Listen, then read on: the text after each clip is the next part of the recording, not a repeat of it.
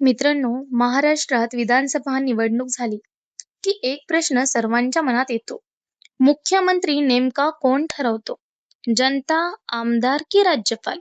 जर कोणत्याही पक्षाला स्पष्ट बहुमत मिळाले नाही, तर काय होते आणि मुख्यमंत्री होण्यासाठी कोणत्या अटी पूर्ण कराव्या लागतात?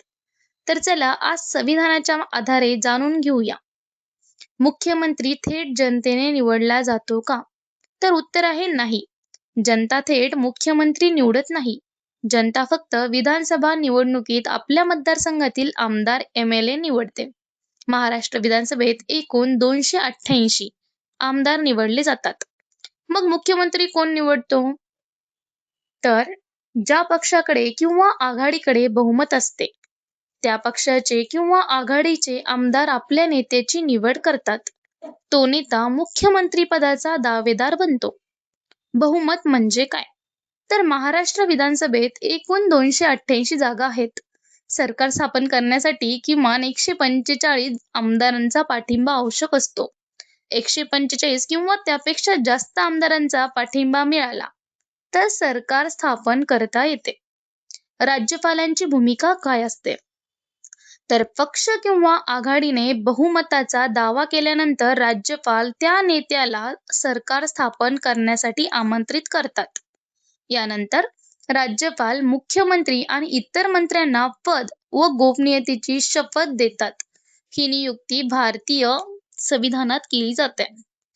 जर कोणत्याही पक्षाला बहुमत मिळाले नाही तर अशा परिस्थितीत ह्यूम असेंब्ली त्रिशंकू विधानसभा म्हणतात.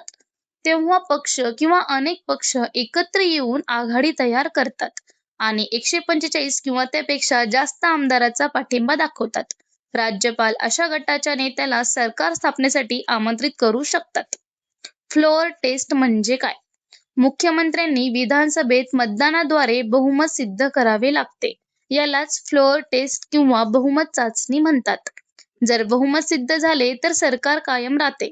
जर बहुमत सिद्ध झाले नाही तर मुख्यमंत्री पदाचा राजीनामा द्यावा लागतो. मुख्यमंत्री होण्यासाठी पात्रता. तर मुख्यमंत्री होण्यासाठी व्यक्तीने भारताचा नागरिक असणे आवश्यक आहे. विधानसभा किंवा विधान परिषदेचा सदस्य असावा. जर सदस्य नसेल तर नियुक्तीनंतर 6 महिन्याच्या आत सदस्य होणे आवश्यक आहे. विधानसभेतील बहुमताचा विश्वास मिळवणे गरजेचे.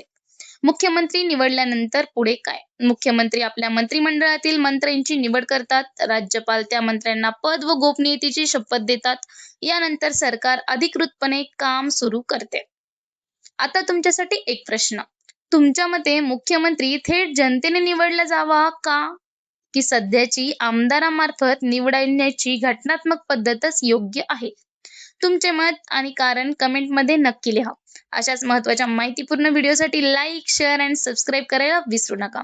धन्यवाद. जय हिंद.